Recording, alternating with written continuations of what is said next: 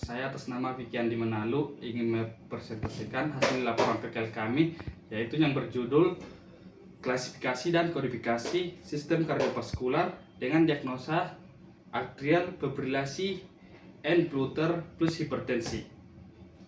Untuk definisinya adalah atrial fibrilasi adalah gangguan irama jantung akibat listrik yang tidak teratur pada atrium, terutama pada atrium kiri, sehingga kontraksi atrium menjadi tidak efektif dan dapat menimbulkan gumpalan darah yang meningkatkan resiko gagal jantung dan stroke.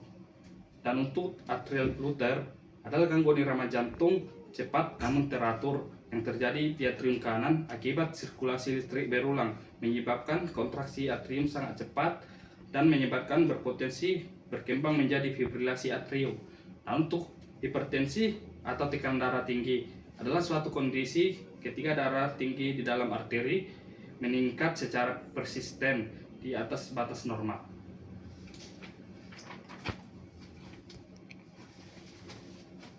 Dan untuk tanda dan gejalanya, untuk atrial fibrilasi, tanda dan gejala yang sering muncul meliputi jantung berdebar tidak teratur, sesak napas, mudah lelah, dan pusing, nyeri dada ringan akibat gangguan irama jantung.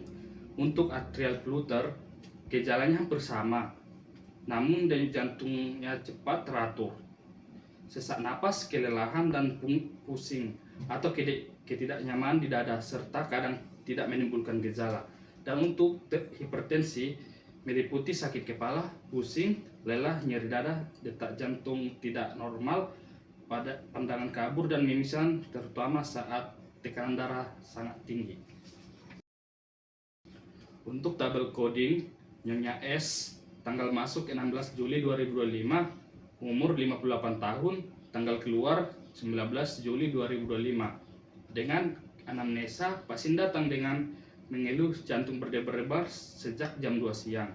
Keluhan ini berulang lemas, riwayat hipertensi. Untuk pemeriksaan fisiknya, sensoriumnya sadar, nadi 127 kali per menit, tekanan darah 145 per 82 mm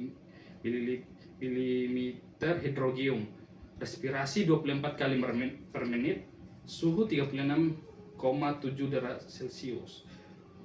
Untuk pemeriksaan penunjang pada tanggal 16, toraks AP dengan kesimpulan kardiomegali pneumonia.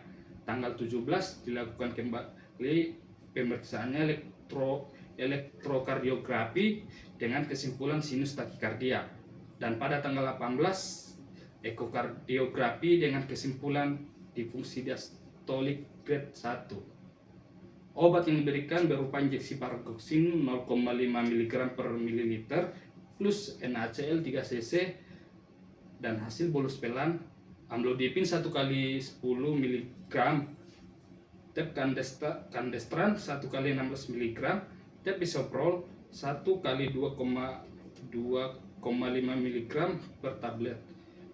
Dan untuk diagnosis di IGD, atrial takikardia plus hipertensi. Diagnosis akhir, atrial fibrillation and flutter plus hipertensi.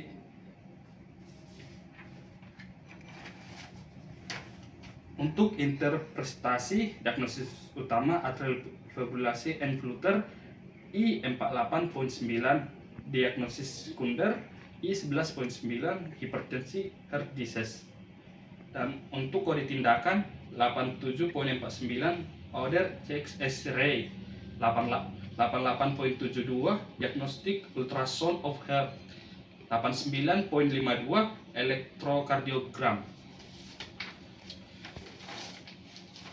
Dan untuk kesimpulannya, atrial flutter terdapat keterangan pada anamnesa jantung berdebar-debar dengan keluhan berulang dan disertai lemas, didukung hasil pemeriksaan elektrokardiografi tanggal 17 Juli 2025, ditemukan sinus takikardia dan catatan perkembangan menyebut atrial flutter.